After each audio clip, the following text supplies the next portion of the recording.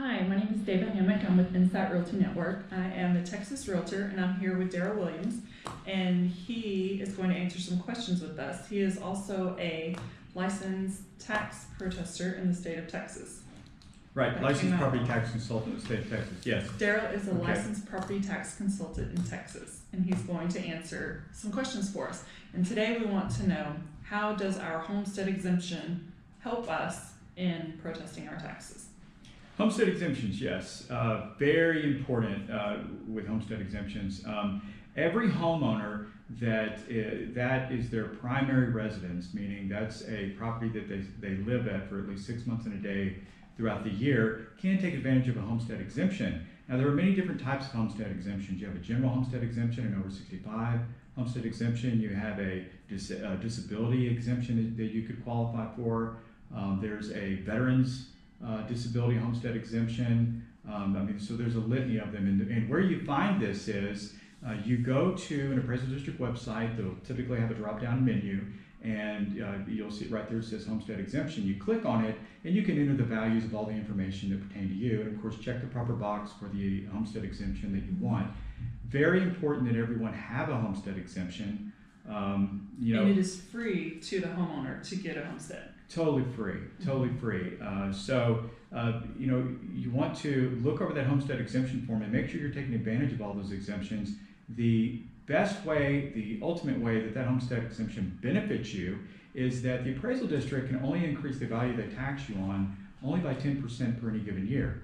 So even though the market value of your home or homes in your area may have gone up 15%, 20%, 30%, they can't tax you on the full increase. They can only tax you no more than 10% per any given year. So I'm really surprised every year when I talk to homeowners and they don't know anything about this. Oh, wow. They don't know, that they qualify for that. And so how many people are really out there with being raised 20 and 30, 25%, and they should have only been raised 10%? Probably a litany of people that just don't know that that's available. I'll pull up their property and see there's no homestead exemption on it. There hasn't been for the last 10 years, and they're like, wow, why are these crazy? Why am I getting these increases? Well, that's because the appraisal district is taxing you at full market value, which per the tax code, they're allowed to do that, when you don't have an exemption on there. So it's very important, if you're over 65, definitely get that homestead exemption, because that freezes that tax, ISD school tax, which that can be up to 65% of a tax bill, and the meter's just rolling. It's getting higher and higher each year. Filing the homestead, could that, if they do not already have one, can that be part of the process with you?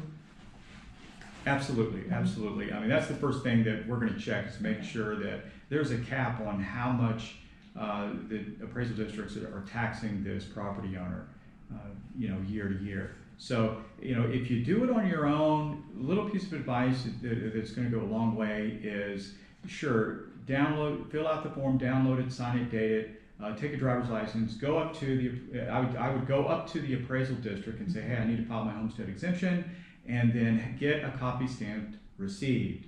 The appraisal district is very overwhelmed. Mistakes are made. Homestead exemptions do not get applied.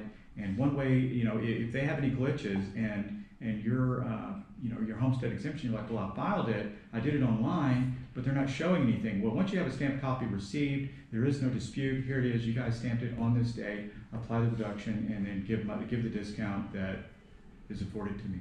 Awesome. Thank you so much for all of that information. You bet.